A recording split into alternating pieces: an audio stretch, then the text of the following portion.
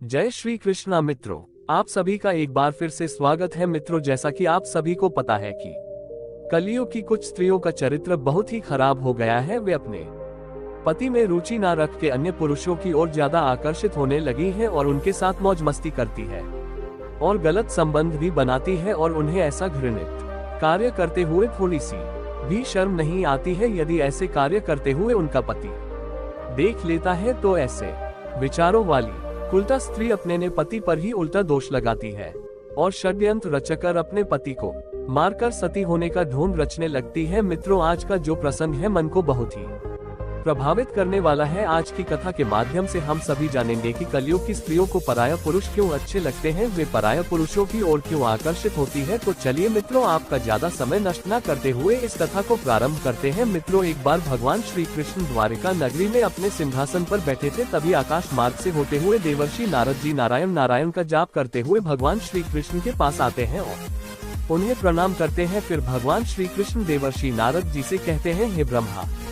नंदन, आज अचानक से द्वारिका नगरी में किस प्रयोजन से आना हुआ, सब कुशल मंगल तो है।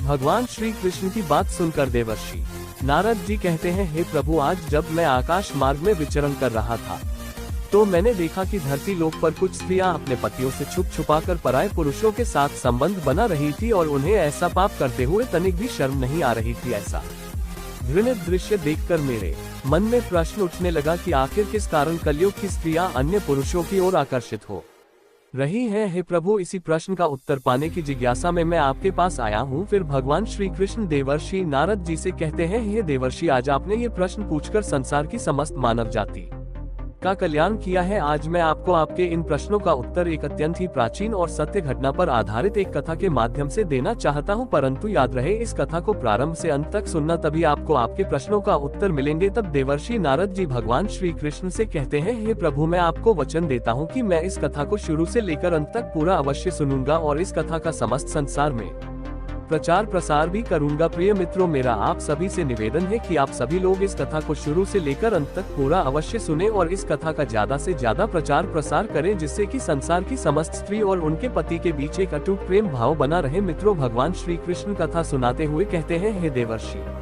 नारद, ये कथा उस समय की है जब द्वापर युग का अंत हो रहा था और कलयुग की शुरुआत हो रही थी। उस समय निषाद नाम का एक देश था और उस देश में वीरसेन नाम का राजा शासन करता था। राजा वीरसेन अत्यंत ही पराक्रमी और साहसी था, उन्हें युद्ध कौशल में पराक्रम हासिल थी। उनके राज्य में प्रजा बहुत खुश थी। ये देवर्षि राजा वीरसेन के एक पुत्र था जिसका नाम नल था। राजा वीरसेन ने आगे चलकर अपने पुत्र नल को निषाद देश का उत्तराधिकारी घोषित कर दिया और उसे राजा बना दिया। राजा नल भी अपने पिता के समान पराक्रमी और साहसी था। वह सभी गुणों से परिपूर्ण था, परंतु उसकी एक बहुत गंदी आदत थी। वह आदत थी जुआ खेलने की। उसी समय विदर्भ देश में भीष्म नाम के एक राजा राज्य करते थे। राजा भीष्म भी नल के समान ही सर्वगुण संपन्न और पराक्रमी थे, लेकिन राजा भीष्म की कोई संतान नहीं थी। इस बात से वह बहुत चिंतित रहते थे। एक दिन राजा भीष्म के दरबार में एक तेजस्वी संत महात्मा आते हैं। राजा भीष्म साधु महात्मा की खूब सेवा करता है। राजा की सेवा भक्ति से प्रसन्न होकर वह सन्यासी महात्मा राजा भीष्म को संतान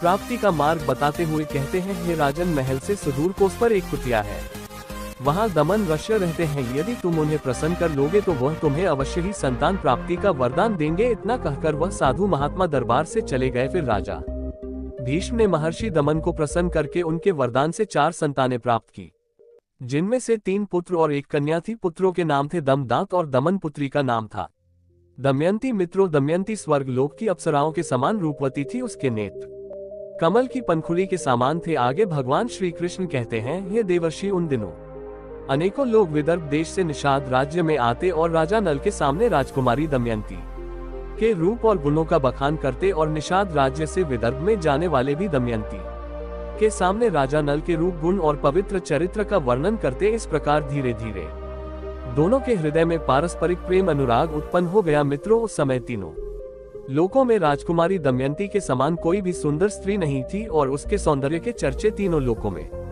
होते रहते थे। सभी असुर और देवता, यहाँ तक कि उस समय के सभी राजा भी दमयंती से विवाह करना चाहते थे। ऐसे ही दिन बीत रहे थे। एक दिन राजा नल अपने महल में टहल रहे थे, तभी उनकी नजर राजमहल के उद्यान सरोवर में क्रीड़ा कर रहे कुछ हंसों पर पड़ी। इतने सुंदर हंसों को देखकर राजा नल से रहा नहीं गया और उन्होंने एक हंस को पकड़ लिया। वह हंस राजा नल के हाथों से अपने आप को छुड़ाने का प्रयास करने लगा, किंतु वह राजा नल के हाथों से स्वयं को नहीं छुड़ा सका। अंत में थक हार कर उस हंस ने कहा, हे राजन, यदि आप मुझे छोड़ देंगे तो हम सभी हंस विश्व सुंदरी राजकुमारी दमयंती के पास जाकर आपके गुणों का ऐसा वर्णन करेंगे कि वह आपकी प्रशंसा सुनकर आपको अवश्य वर लेगी। हंस की यह बात सुनकर नल ने हंस को छोड़ दिया। फिर वे सब हंस उड़कर विदर्भ देश में गए। राजकुमारी दमयंती ने जब अपने हंसों को देखा तो वह बहुत प्रसन्न हुई और हंसों को पकड़ने के लिए उनकी ओर दौड़ने लगी। दमयंती जिस हंस को पकड़ने के लिए दौड़ती, वही हंस बोल उठता कि अरे दमयंती, निषाद राज्य में एक नल नाम का बहुत ही सुंदर राजा है। वह अश्विनी कुमार के समान सुंदर है। मनुष्यों में उसके समान सुंदर पृथ्वी लोक पर और कोई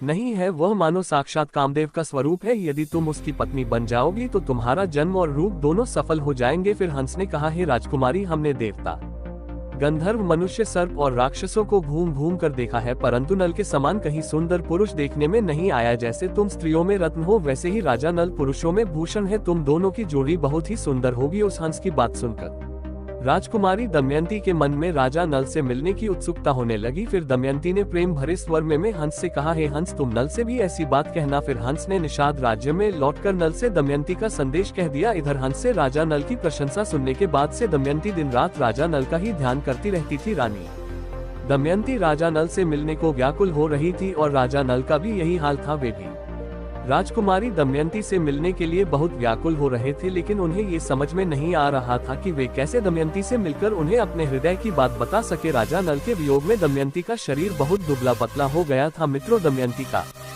सखियों ने दमयंती के हृदय का भाव ताड़ कर विदर्भ राज से निवेदन किया कि हे महाराज, राजकुमारी अस्वस्थ हो गई है। राजा भीष्म ने अपनी पुत्री के संबंध में बहुत विचार किया कि ऐसा मेरी पुत्री के साथ क्यों हो रहा है। फिर अंत में वह इस निर्णय पर पहुंचे कि मेरी पुत्री अब विवाह के योग्य हो गई है, इसलिए अब मुझे इसका स्वयंवर कर देना चाहिए। राजा भीष्म ने अपने मंत्रियों और सैनिकों को आदेश दिया कि पृथ्वी लोक पर जितने भी राजा महाराजा है, उन सभी को राजकुमारी दमयंती के स्वयंवर का निमंत्रण पत्र भेज दिया जाए। मित्रों, राजकुमारी दमयंती के स्वयंवर का निमंत्रण मिलते ही दूर दूर से राजा महाराजा अपने हाथी, घोड़े और रथों की ध्वनि से पृथ्वी को मुखरित करते हुए सज धज कर विदर्भ देश में पहुंचने लगे। राजा भीष्म ने सबके स्वागत सत्कार की समुचित व्यवस्था कर रखी थी। उधर जब इंद्रलोक में सभी देवताओं को दमयंती के स्वयंवर का समाचार मिला तो देवराज इंद्र, वरुण, अग्नि आदि सभी देवता अपने अपने वाहन पर बैठकर विदर्भ देश की तरफ निकल पड़े। इधर जब राजा नल को राजकुमारी दमयंती के स्वयंवर का संदेश मिला तो वे भी तुरंत ही दमयंती के स्वयंवर के लिए विदर्भ राज्य की तरफ निकल पड़े। मित्रों, आगे भगवान श्री कृष्ण देवर्षि नारद जी से कहते हैं, हे देवर्षि, देवताओं ने स्वर्ग से उतरते समय देख लिया कि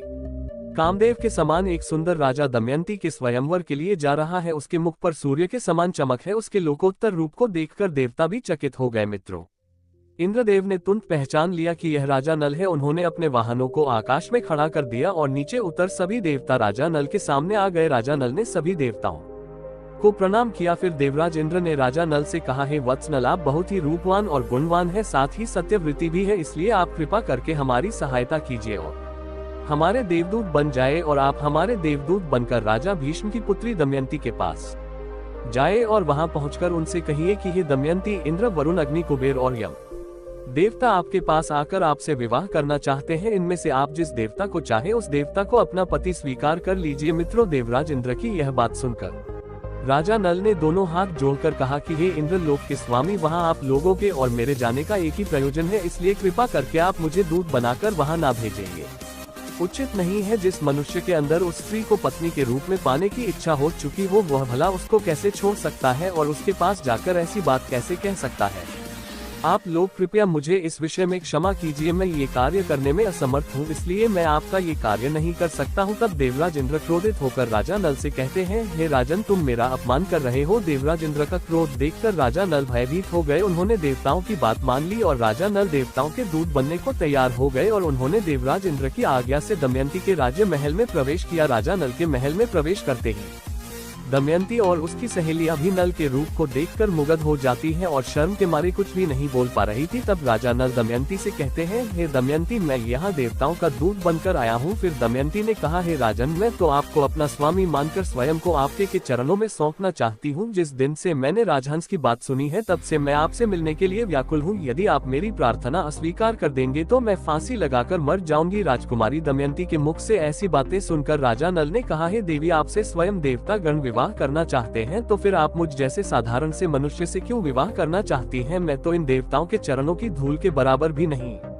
हूँ। आप उन्हीं में से किसी एक से विवाह कर लीजिए। देवताओं का अपमान करने पर वे क्रोधित हो जाएंगे, फिर उनके क्रोध का प्रकोप समस्त मानव जाति को सहना पड़ेगा। इसलिए आप मेरी और इस समस्त संसार की रक्षा करें और उन देवताओं में से किसी एक देवता का चयन कर लीजिए। राजा नल की यह बात सुनकर राजकुमारी दमयंती घबरा गई। उसकी आंखों से आंसू छलकने लगे और वह मंद स्वर में बोली, मैं आपको वचन देती हूँ कि मैं आपको ही पति के रूप में वर्ण करूंगी। तब राजा नल ने कहा, परंतु इस समय मैं यहाँ देवताओं का दूत बनकर आया हूँ। अगर इस समय में अपने स्वार्थ की बात करने लगूं तो ये बात सही नहीं होगी। मैं तुमसे विवाह कर सकता हूँ, लेकिन जब वह धर्म के विरुद्ध न हो। तभी राजकुमारी बोली, इसके लिए मेरे पास एक उपाय है। यदि आप उसके अनुसार काम करेंगे तो आपको पाप नहीं लगेगा और हमारा विवाह भी संपन्न होगा। तब राजा नल ने कहा, राजकुमारी, ऐसा कौन सा उपाय है? फिर राजकुमारी दमयंती ने कहा कि आप सभी देवताओं और मनुष्य के साथ स्वयंवर में आइएगा और मैं सबको अनदेखा करके आपको भी वरमाला पहना दूंगी। राजकुमारी दमयंती की यह बात राजा नल को अच्छी तरह से समझ में आ जाती है। मित्रों, आगे भगवान श्री कृष्ण कहते हैं, हे देवर्षि, राजा नल संदेशा देने के बाद वापस देवताओं के समक्ष पहुंच गए और देवताओं के पूछने पर उन्होंने बताया कि वे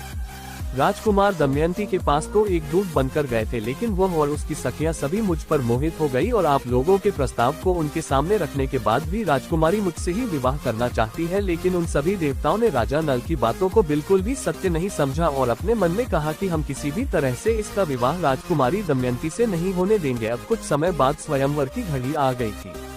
राजा भीष्म ने सभी राजाओं और देवताओं को स्वयंवर सभा में बुलाया। उसके बाद सभी राजा अपने अपने स्थान पर आकर बैठ जाते हैं। थोड़ी देर बाद राजकुमारी दमयंती को स्वयंवर सभा में लाया गया और सभी राजाओं से राजकुमारी का परिचय कराया जाने लगा। वह उन्हें देखकर आगे बढ़ने लगी। तभी इसी कतार में राजकुमारी को एक ही स्थान पर राजा नल के समान दिखने वाले 4 राजकुमार खड़े दिखाई दिए। उन्हें देखकर सभा में उपस्थित सभी लोग परेशान थे कि असली नल कौन होगा, लेकिन दमयंती जरा भी विचलित नहीं हुई। राजकुमारी को यह समझते देर नहीं लगी, वह समझ चुकी थी कि ये देवताओं की माया है। कुछ देर सोचने के बाद अंत में राजकुमारी दमयंती ने निश्चय किया कि इस समस्या से बाहर निकलने के लिए वह देवताओं से ही सहायता मांगेगी और वह अपने हाथ जोड़कर देवताओं की स्तुति करने लगी और कहने लगी, हे देवता गण, मैंने राजहंस के मुख से राजा नल का वर्णन सुनकर उन्हें अपने पति के रूप में स्वीकार कर लिया है। हे देवता गण, यदि मैं सच्ची और पतिव्रता हूँ तो कृपया आप मेरी मदद कीजिए और आप सभी देवता गण अपने साक्षात रूप में प्रकट होकर मेरी सहायता कीजिए, जिससे मैं राजा नल को पहचान सकूं। राजकुमारी दमयंती के भक्ति भाव से सभी देवता प्रसन्न हो जाते हैं और अपने असली रूप में आ जाते हैं। फिर राजकुमारी दमयंती राजा नल के पास जाकर उनके गले में